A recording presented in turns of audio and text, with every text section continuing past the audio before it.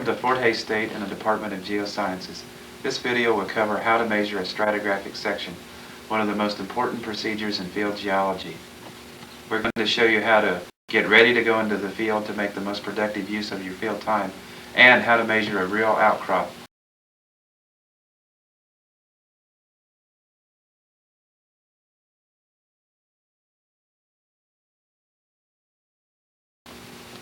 Into the field involves gathering together the proper kinds of maps, such as aerial photos, topographic maps,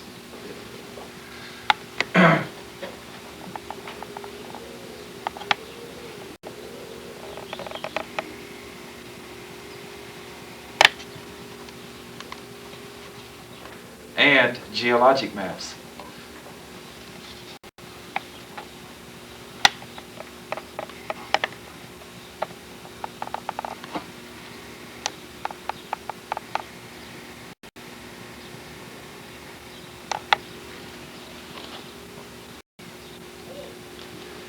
In addition, there are also orthophotographic maps and other kinds of remote data available.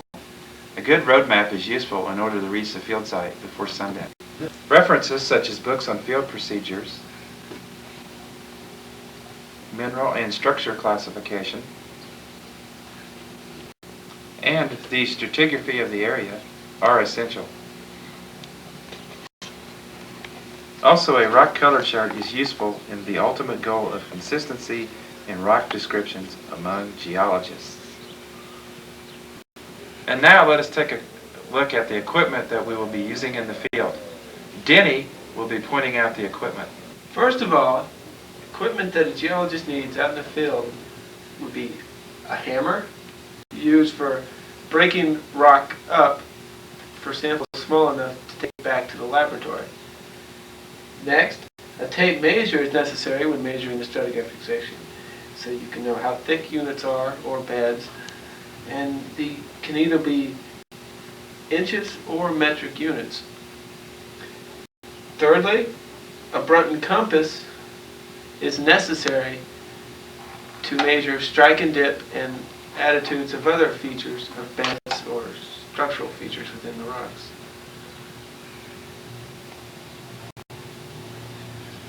That's typical Brunton compass. And in order to hold these, a sturdy belt with a non-magnetic belt buckle should be used to hold everything.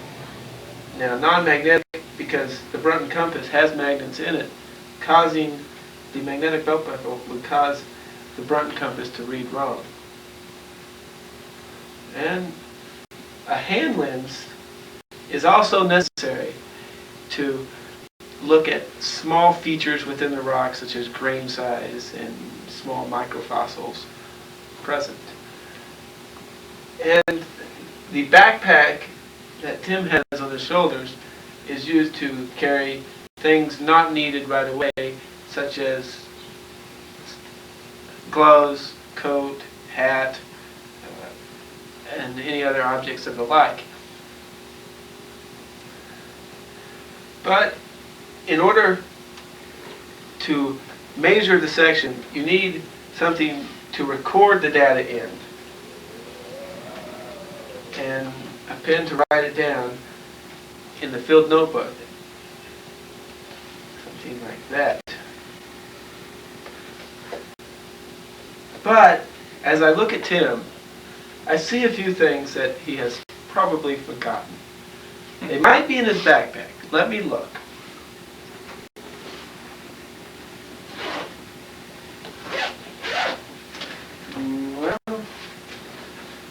No, not really. But he does have aspirin in there, which is good in case you get a headache due to a hot sun or any other objects. But hot sun is also another cause of something that really makes people irritated. It's called sunburn. And protection against sunburn should be packed in your backpack, because sunburn is living hell. And I would just stick that in there. Another problem that some people have, if you end up having digestive problems. Medicine for that is also advisable to be taken. So I will stick this in his backpack. But in case you do have to make a nature call out on the outcrop, it is always wise to pack a roll of AP paper or all-purpose paper. It really comes in handy because not only for nature calls can it be used, but for wrapping fossils after you find them and starting fires you can use it for. But this is very important. Nature calls are the most important now. So I will stick that in there.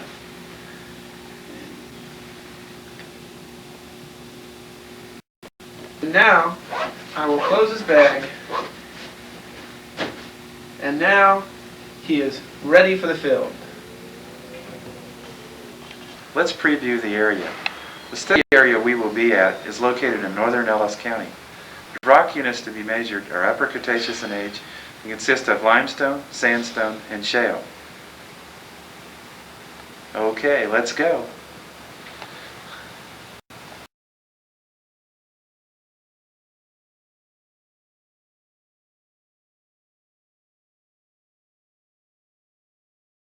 Mr. Denny Martin is carefully observing the features off in the distance.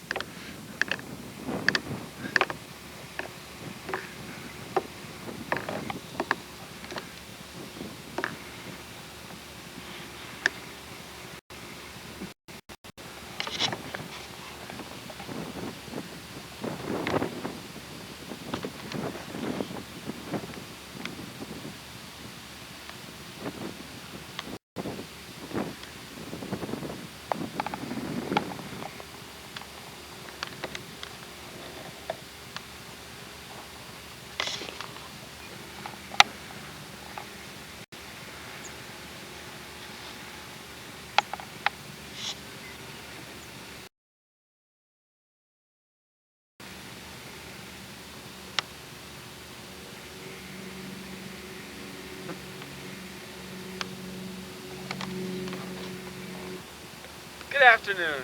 Today we'll be measuring a section in the Upper Cretaceous units known as the Blue Hair Shale, Codell Sandstone, and Fort Hays Limestone. From observing the outcrop earlier, we have realized that the bedding is basically horizontal, meaning there's no degree of depth present. However, behind me there is a large area of rock that is dipping at a high angle. Now, in this area where this occurs, with horizontal bedding over there, it usually means that it's a slump block of some kind, caused by the incompetency of the shale underneath the limestone, causing the limestone to slide rotationally down, causing it to rest in its final position, which happened sometime in the ancient past.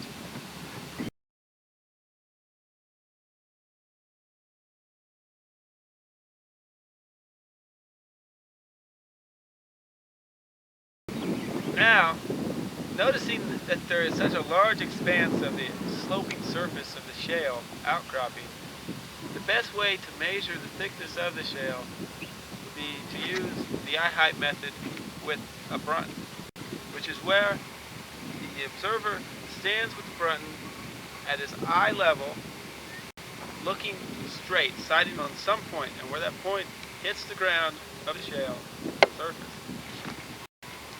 they will count that as one eye height, and they will move to that point and continue the process until the total thickness of the shale has been reached. So you end up stacking eye heights on top of each other. And we will stop this when we reach the Codell Sandstone, which we will measure directly on the rock with measuring devices. The Fort Hays Limestone we we will also measure directly and quite possibly trigonometrically. And now my colleague, Tim Fligger, will help to demonstrate the eye height method. Okay, notice he is perpendicular to the ground with the front level at the eye level. And at that point, which I will move to, and he will tell me when I get there. Am I there yet? Yeah, you're there. Okay, this point is where he's shooting at. So this is one eye height. I will mark it down. And now he will move to this point and shoot it again.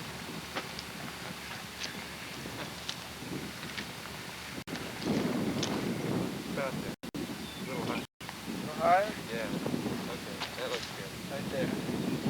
Okay, this would be the second eye height. Now I will mark that down.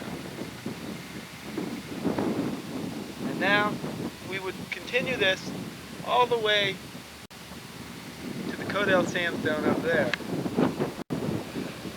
But we have previously measured the total thickness by the eye height method as being approximately 123.5 feet. So, let us continue up the hill to the Codell sandstone.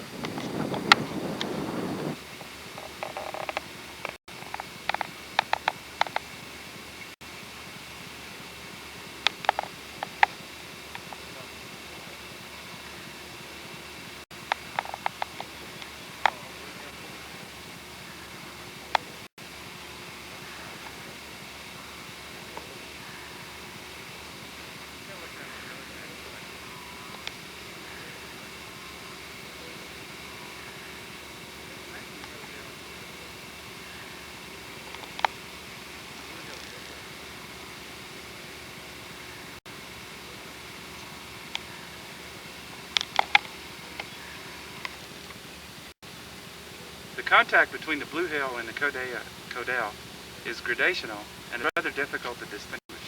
However, we have decided that the contact begins here, right where my feet are standing. We will measure the thickness of the Codell from here to the slope edge using the eye height method, and then from there up to the distinct contact with the Fort Hayes with measuring devices such as a tape measure. Now we will measure the thickness of the Codell sandstone by the eye height method. I will move to the point at which he's shooting. Yeah. About up to that one rock. Yeah, right over there. Okay, that'll do it. This here? Okay, that's one. I will mark it down. He moves up here. Take my place. Shoot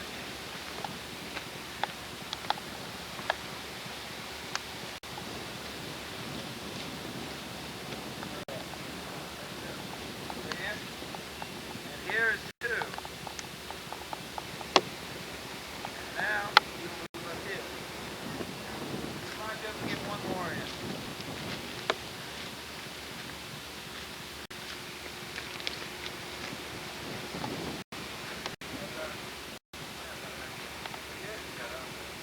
Alright. And this is three. And it looks like we can get another one. We'll move up again.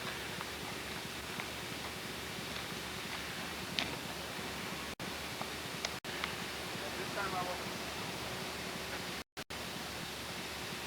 Right here?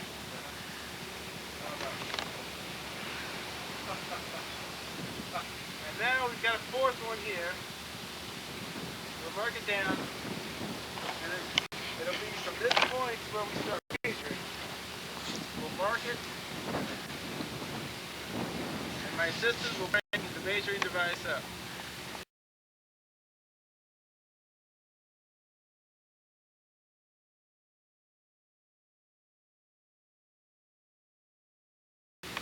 Now, my assistant measuring the actual distance with his tape measure will tell me how thick it is by measuring.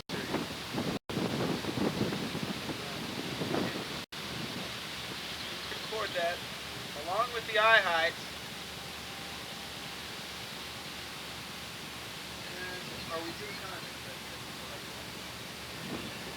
now you will measure the second half to get the full thickness of the Codell sandstone.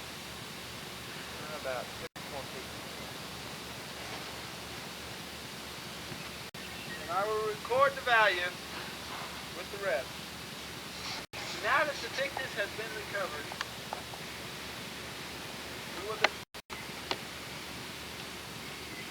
and now that we have measured the thickness of the Codell sandstone, we will find out what that is by multiplying the number of eye heights, which my colleague's eye height is 5.25 feet.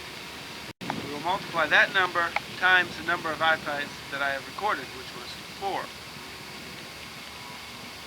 So, multiplying that out gives us approximately 21 feet, plus the 16 feet we measured earlier directly on the rock surface. Adding that out comes out to be 37 feet for a thickness of the Codell sandstone. And now my colleague will break a sample off so I can describe the Codell sandstone.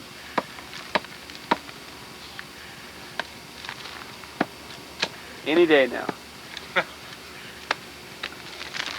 There you go.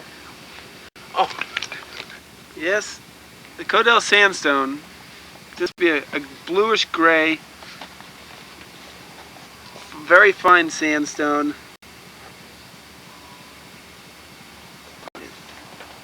Fairly well indurated grains.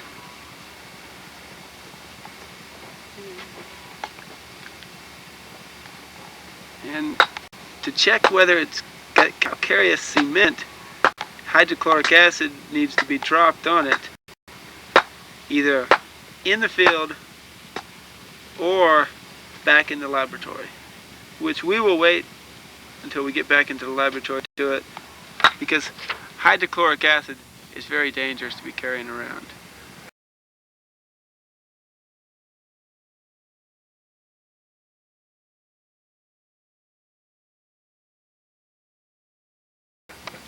Hydrochloric acid is very dangerous. Care should be taken if it is to be used in the field.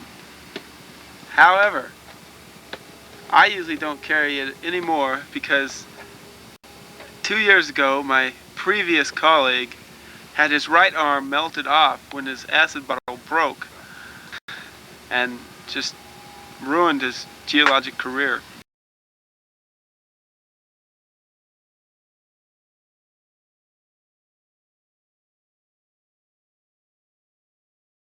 But now, looking at the gross structure of the Codell sandstone, we notice strange features such as this, which represents a burrow of an ancient creature that used to live within the sediment before it was indurated.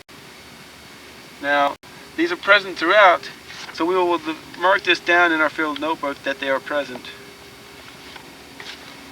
And we will continue observing this rock in various localities. When measuring it, you should describe the rock from many places along the outcrop, rather than like the actual measuring where you measure it in one point, maybe where it's thin and where it's thickest. But you should look at all the outcrop when describing it.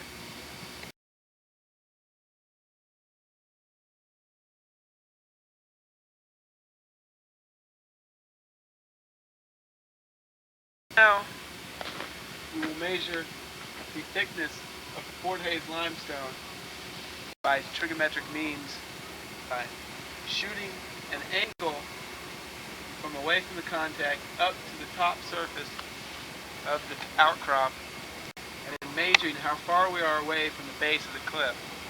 And by that number, you can take trigonometric sine, cosine functions and find the thickness of the Fort Hays.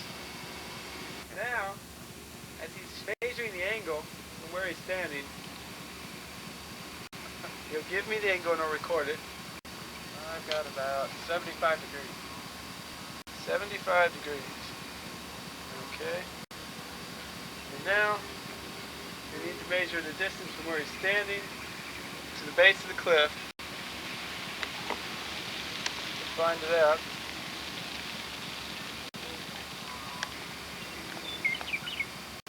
Record some things first.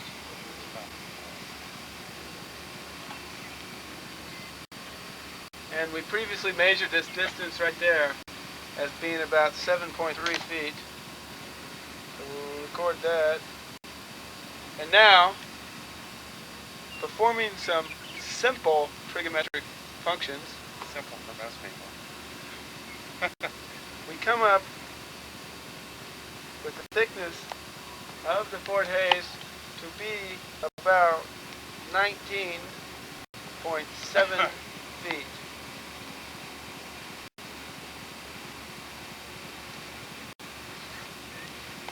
Now we will closely look at the description of the rock units now that we've got the thickness of each unit. So we'll walk up here. Now, the black pattern of which you see here is not the natural color rock. It's lichens and stuff that has started to grow on the surface. It's weathering the rock. The actual color, to get the actual color, you should break a piece off with the hammer and describe the color. But not only should you describe the color that it is unweathered, but you should describe the weathered color, which would be this, and you can mention that there are lichens on the rock. And right now, looking at the rock, I also see that there are small shale fragments, inoceramous shale fragments within the rock, which are clam mussel type shells, bivalves, and they are widely dispersed throughout there, pretty common. And occasionally you'll find shark's teeth, and these shale interlobes should also be mentioned that there are. But for the scale that we're using for our strat column, these won't show up too much, but we will mention that they are there. Are the inoceramous fragments present in the Fort Hayes? They're all over in there. Little fragments mostly. You don't usually find too whole ones, but you can find whole ones.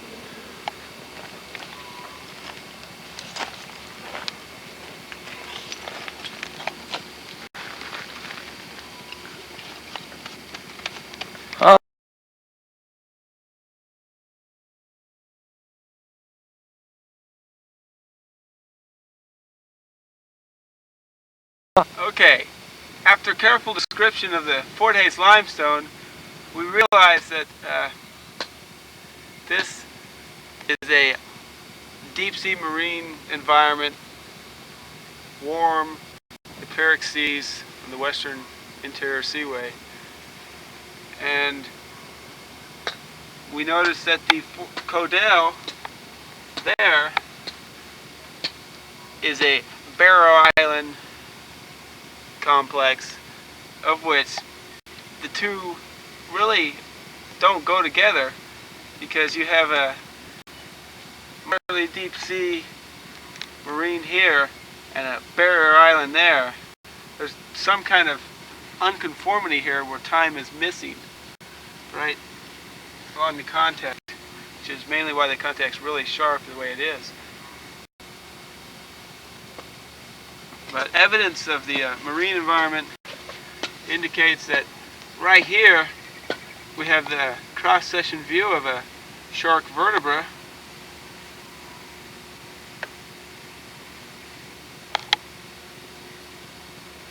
which fairly well indicates, and the inoceramous shells, that this was a marine environment for deposition.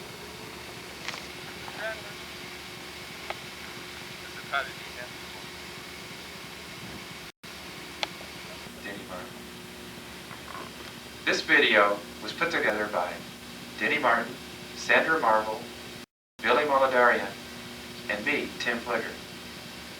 See you at the outcrop.